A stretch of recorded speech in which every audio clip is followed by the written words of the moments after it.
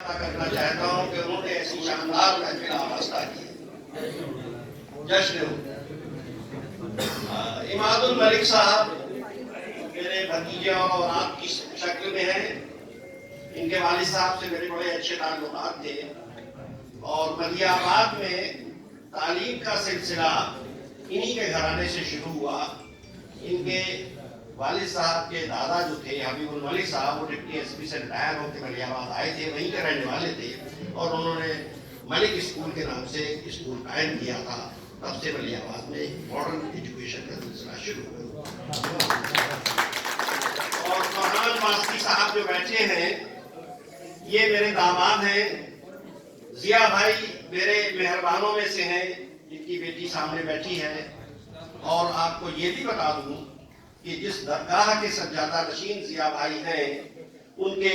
جد امجد جو تھے حبیب حیدر قلندر صاحب، انہی کے ہاتھ پر جوش ملیح آبادی بیت تھے. بہرحال یہ سلسلہ جب شروع ہوا ہے تو وہ جوش صاحب کا ایک واقعہ لوگ سننا چاہتے تھے. امام نے بھی اشارہ کیا تھا، کچھ شکیل نے بھی کیا تھا. ایک مرتبہ مولانا ابوالکلام آزاد سے جوش صاحب ملنے گئے تو انہوں نے سلپ بھیجی، اندر سلپ گئی، بلانے میں کچھ تاخیر ہوئی تو چپراسی کو ایک سلپ کے اوپر ایک شعر لکھ کے بھیج دیا کہ نامناسب ہے خون کھولانا پھر کسی اور روز مولانا. اور وہ یہ سلپ لے کے جب چپراسی گیا تو ننگے پیر بھاگے. جوش صاحب کا ٹائلٹ چلا گیا تھا، اس وجہ سے تھوڑی تاخیر ہوئی بلانے. اس کے علاوہ بھی چونکہ ایک شاعر نے یہاں میں نام تو سب کے یاد نہیں رکھ پایا، کچھ ذکر کیا تنہائی کا اور کچھ ذکر کیا دل کا کہ دل میں یہ ہونا چاہیے اور ایسا ہونا چاہیے. تو ایک دو واقعات الگ سے ہیں، بالکل جوش صاحب سے متعلق نہیں ہے. کہ ذوق اور داغ ہم عصر شاعر تھے تو ذوق ایک شعر داغ کے سامنے ذوق نے پڑھا اور کہا ذوق سے کہ ابھی ابھی داغ سے کہا ابھی ابھی پڑھا ہے، دیکھیے کتنا اچھا شعر ہے. اور شعر یہ تھا، ایک تھوڑا سا لطیفے ٹائپ کا واقعہ سن لیجئے کہ کم سے کم دو دل تو ہوتے عشق میں، کم سے کم دو دل تو ہوتے عشق میں، ایک رکھتے ایک کھوتے عشق میں. تو داغ نے کہا ذوق تم سے اسی وجہ سے کہتے ہیں کہ تمہیں شعر کہنا نہیں آتا ہے. مجھ سے سنو، پھر بدی انہوں نے کہی کم سے کم 100 دل تو ہوتے عشق میں، رفتہ رفتہ سب کو کھوتے عشق میں.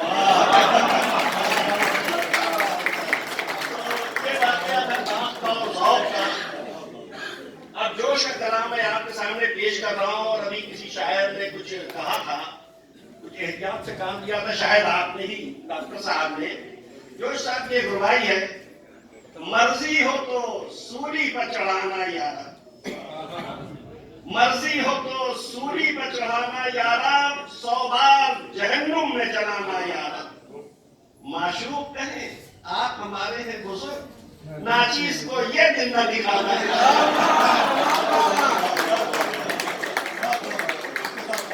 ایک ربائی کی اور ہے کہ کیا بتاؤں کیا سناؤں تجھے میں حال ندیم، لائی مجھ کو کہا یہ عمر لئیم. یہ بھی کہنا پڑا کہ جیتی رہیے، یہ بھی سننا پڑا کہ بابا تسلیم. اور ایک نظم ڈاکٹر صاحب نے ابھی، ڈاکٹر وسیم بریلوی صاحب نے اپنے ایام طالب علمی میں شاید جوش صاحب کی یاد کی تھی، جنگل کی شہزادی. اور وہ ڈاکٹر صاحب کو نظم بہت پسند تھی، لہذا ان کی نظر کر رہا ہوں. یہ جنگل کی شہزادی نظم جو ان کی ہے، انہوں نے ایک منظر کشی کی ہے کہ وہ ایک ٹرین کے سفر پر جا رہے تھے، راستے میں گاڑی رک گئی اور انہوں نے دیکھا کہ بہت ہی حسین دوشیزہ جنگل بیابان میں کھڑی ہے. اس کے حسن کی تعریف کی ہے اور اس کے دیکھنے کے بعد ان کے دل پر جو گزری ہے اس کا بیان کیا ہے. اور اس کے بعد اس سے مخاطب ہو کے کہا ہے کہ تم اگر بستی کی طرف آ جائے تو بستی کا کیا حشر ہو اور اس کے بعد تو یہ تو اس کی تمہید تھی. پیوست جو دل میں ہے وہ تیر کھینچتا ہوں، ایک ریل کے سفر کی تصویر کھینچتا ہوں. گاڑی میں گنگناتا مسرور جا رہا تھا، اجمیر کی طرف سے جے پور جا رہا تھا. تیزی سے جنگلوں میں یوں ریل جا رہی تھی، لیلا ستار اپنا گویا بجا رہی تھی، خورشید چھپ رہا تھا رنگی پہاڑیوں میں، طاؤس پر سمیٹے بیٹھے تھے جھاڑیوں میں،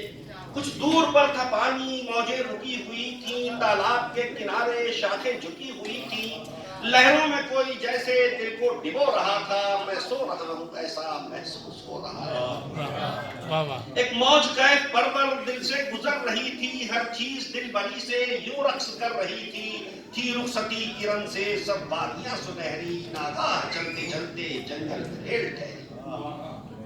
کانٹوں میں خوبصورت ایک بانسری پڑی ہے، دیکھا کہ ایک لڑکی میدان میں کھڑی ہے، کافر ادا شگفتہ گل پیرہن سمن بو، سرو چمن سحیقت رنگی جمال خوشبو، آہو نگاہ نورس گلگو بہشت سیما، یاقوت لب صدف گم شیریں بلند و بالا،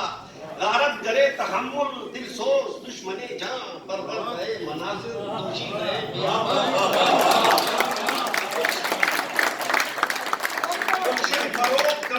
گلشن فروخت کمسن مخمور ماہ پارا، دلبر کے درد فیلو مومست سنگ خارا، ہر بات ایک افسو ہر سانس ایک جادو، قدسی فریب مشگاں جذبہ شکار گیسو، صحرا کی زیب و زینت فطرت کی نور دیدہ، برسات کے ملائم تاروں کی آفریدہ، چہرے پر رنگ تمکی آنکھوں میں بے قراری، ایمائے سینہ کو بھی فرمان بادہ خاری، لوہا تپانے والی جلووں کی ذوفشانی، سکے بٹھانے والی اٹھتی ہوئی جوانی، ڈوبے ہوئے سبازہ حسن مزاولت میں، پاری ہوئی گلوں کے آغوش تربیت میں، حسن ازل ہے غلطہ شاداب پنکھڑی میں، یا جان پڑ گئی ہے جنگل کی تازگی میں، دورے ہزار دل سے قربان ہو گئی ہے، رنگینیاں سمٹ کر انسان ہو گئی ہے، جنہیں ستمگری سے ناآشنا جبی ہے، میں کون ہوں یہ اس کو معلوم ہی نہیں ہے، ہر چیز پر نگاہیں حیرت سے ڈالتی ہے، رہ رہ کے اڑنے والی چادر سنبھالتی ہے، آنچل سنبھالنے میں یوں بل سکھا رہی ہے، گویا ٹھہر ٹھہر کر انگڑائی آ رہی ہے، آنچل سنبھالنے میں یوں بل سکھا رہی ہے، گویا ٹھہر ٹھہر کر انگڑائی آ رہی ہے، کچھ دیر تک تو میں نے اس کو بغور دیکھا، ذرا شعر پر غور کیجیے گا، کچھ دیر تک تو میں نے اس کو بغور دیکھا، مشق آ رہی تھی عقبہ، چکرا رہی تھی دنیا، گاڑی سے پھر اتر کر اس کے قریب آیا، طوفان بے خودی میں پھر یہ زباں سے نکلا، اے درس آدمیت، اے شاعری کی جنت، اے سانئ ازل کی نازک ترین سنت، اے روح صنف نازک، اے شمع بزم عالم، اے صبح روح خنداں، اے شام زلف برہم، اے تو کہ تیری نازک ہستی میں کام آئی، قدرت کی انتہائی تخیل دل ربائی، چشم و چراغ صحرا، اے نور دشت و وادی، رنگی جمال دیوی جنگل کی شاہزادی، بستی میں تو جو آئے ایک حشر سا بپا ہو، بستی میں تو جو آئے ایک حشر سا بپا ہو، آبادیوں میں ہلچل شہروں میں غلغلہ ہو، رندان بادہ کش کے ہاتھوں سے جان چھوٹے، تسبیح شیخ الجھے توبہ کے عزم ٹوٹے،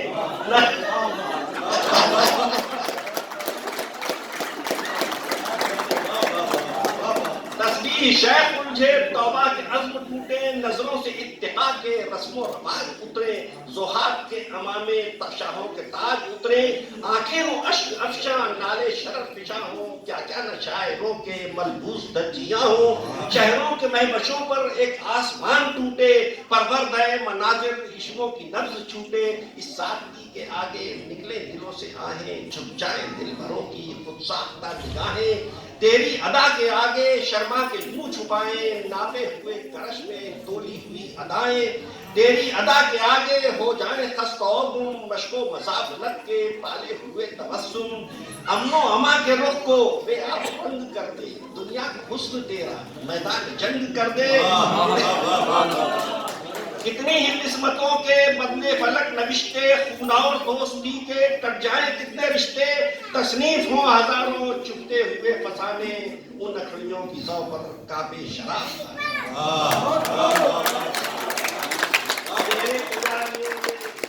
تیرے پجاریوں میں میرا بھی نام ہوتا، اے کاش جنگلوں میں میرا قیام ہوتا، یہ بن یہ گل یہ چشمے مجھ سے قریب ہوتے، شاعر کے زیر فرما یہ سب رقیب ہوتے، کیوں میری گفتگو سے حیرت فروش کیوں ہے؟ اے زمزموں کی دیوی اتنی خاموش کیوں ہے؟ بجنے لگے وفا کی محفل میں شادیانے، ہاں دے لبوں کو جنبش اے سرمدی ترانے، یوں چپ ہے گویا مجھ سے کچھ کام ہی نہیں ہے، یہ وہ ادا ہے جس کا کچھ نام ہی نہیں ہے۔ سننا چاہیے کہ ظالم اس طرح مسکرائی، فریاد کی نظر نے ارما نے دی دہائی، عشوا جبی پر لے کر دل کی امنگ آیا، چہرے پر خون دوڑا آنکھوں میں رنگ آیا، شرما کی آنکھ اٹھائی زلفوں پر ہاتھ پھیرا، اتنے میں رفتہ رفتہ چھانے لگا اندھیرا، سن کر میری مچلتی آنکھوں کی داستانیں، اس کی نگاہ میں بھی غلطہ ہوئی زبانیں،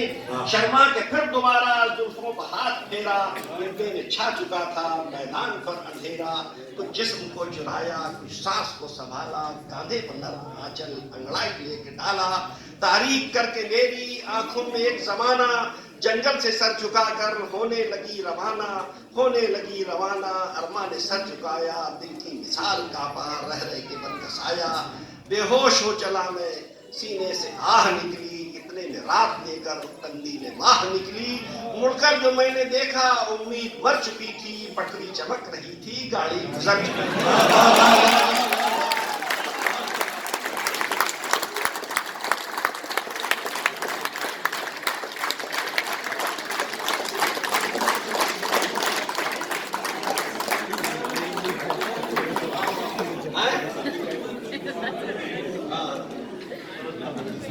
جوش صاحب جب ملیاباد چھوڑ کر حیدرآباد ملازمت کی تلاش میں جانے لگے تو ایک نظم انہوں نے کہی الوداع، اس کا ایک شعر تھا، ملیاباد سے رخصت ہوتے وقت انہوں نے کہا تھا کہ حشر تک رہنے نہ دینا تم دکن کی خاک میں، دفن کرنا اپنے شاعر کو وطن کی خاک، تو اپنے وطن کی خاک میں دفن ہونے کا ان کو ایک تھا جذبہ۔ اس کے بعد وہ حالات اور واقعات ان کو پاکستان میں گئے، وہاں ان کا تصور وہی جو ابھی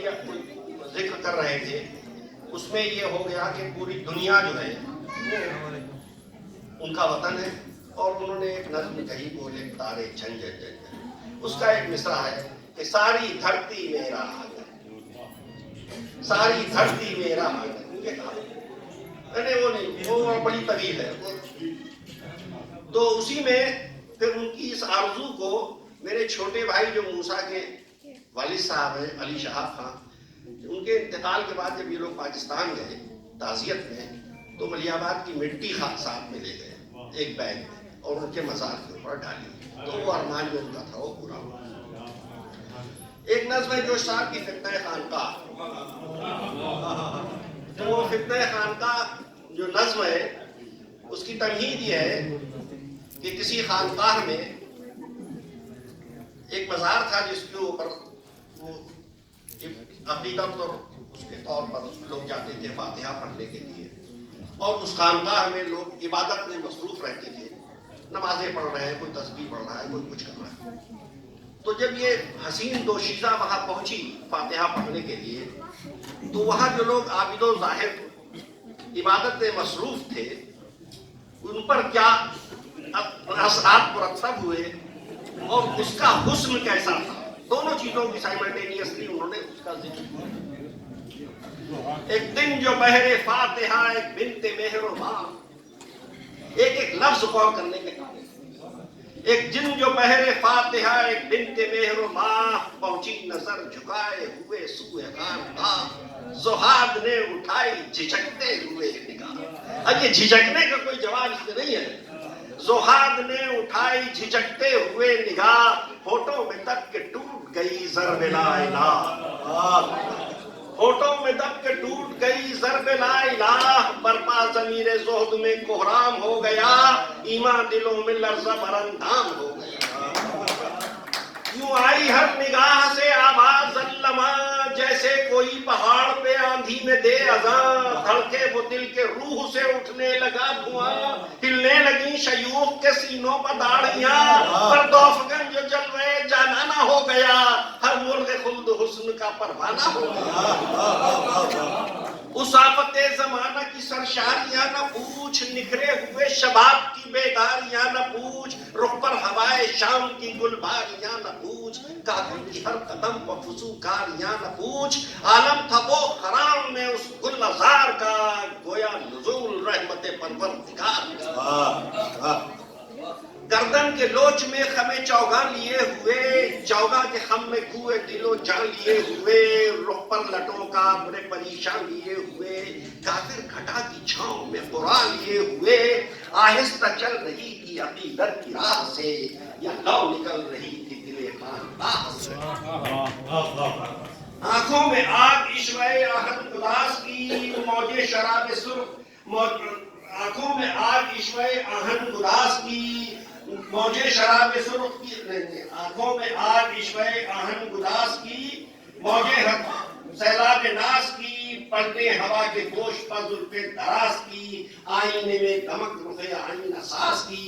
آغوش مہر و ماہ بھی گویا پلی ہوئی، سانچے میں آدمی کے گلابی ڈھلی ہوئی۔ ساون کا ابر کاکل شبنم کے دام میں، ساون کا ابر کاکل شبنم کے دام میں، رنگ جلتا ہوا شباب کا جادو خرام میں، انسان کو کیا یہ بات پری کو ملی نہیں، ایسی تو جادو پری کو ملی نہیں۔ دو تین مصرے بھول گیا ہوں پیچھے کے۔ ڈوبی ہوئی تھی جنبش نجدہ شباب میں، یا دل دھڑک رہا تھا محبت کا خواب میں، چہرے پر عرق تھا کہ نمی تھی گلاب میں، یا اوس موتیے پر شب ماہتاب میں، آنکھوں میں کہہ رہی تھی یا راتیں خمار کی، یوں بھیگتی ہے چاندنی راتیں بہار کی۔ مصرع سنیے، بند سنیے اگلا۔ ہاتھ اس نے فاتحہ کو اٹھائے جو ناز سے، ہاتھ اس نے فاتحہ کو اٹھائے جو ناز سے، آنچل گھلک کے رہ گیا زلف دراز سے، جب ٹپک پڑا نگہ دل نواز سے، دل ہل گئے جمال کی شان نیاز سے، پڑھتے ہی فاتحہ جو وہ ایک سنت گر گئی، ایک پیر کے تو ہاتھ سے تسبیح گر گئی۔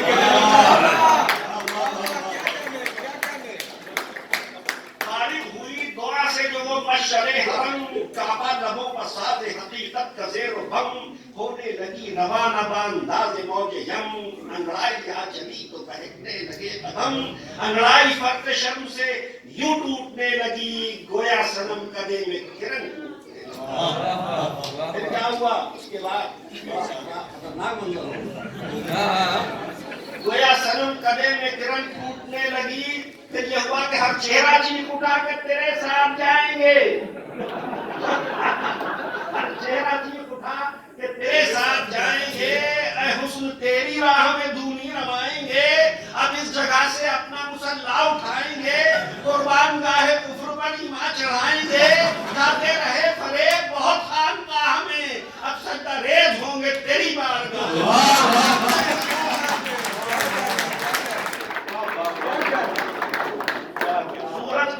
زہد کا ڈھلنے لگا غرور، پہلو عاجزی میں مچلنے لگا غرور، رہ رہ کے کروٹیں سی بدلنے لگا غرور، رخ کی جوان لو سے پگھلنے لگا غرور، ایمان کی شان عشق کے سانچے میں ڈھل گئی، زنجیر زہد سرخ ہوئی اور گل گئی۔ پل بھر میں زلف لیلی تنقید بگڑ گئی۔ وہ نمازی پرہیزگار سب مختلف لوگ بیٹھے تھے، ہوا کیا؟ پل بھر میں زلف لیلی تنقید بگڑ گئی، دم بھر میں پار سائی کی بستی اجڑ گئی، جس نے نظر اٹھائی نظر رخ پگڑ گئی، گویا ہر ایک نگاہ میں زنجیر پڑ گئی، طوفان آب و رنگ میں زحاق کھو گئے، سارے کبوتران حرم ذبح ہو گئے۔ زاہد حدود عشق خدا سے نکل گئے، زاہد حدود عشق خدا سے نکل گئے، انسان کا جمال جو دیکھا پھسل گئے، ٹھنڈے تھے لاکھ حسن کی گرمی سے جل گئے، گرنے پڑی تو برف کے تودے پگھل گئے، اب قصہ دین کفر کا دیوانہ ہو گیا، کعبہ ذرا سی دیر میں بتانا۔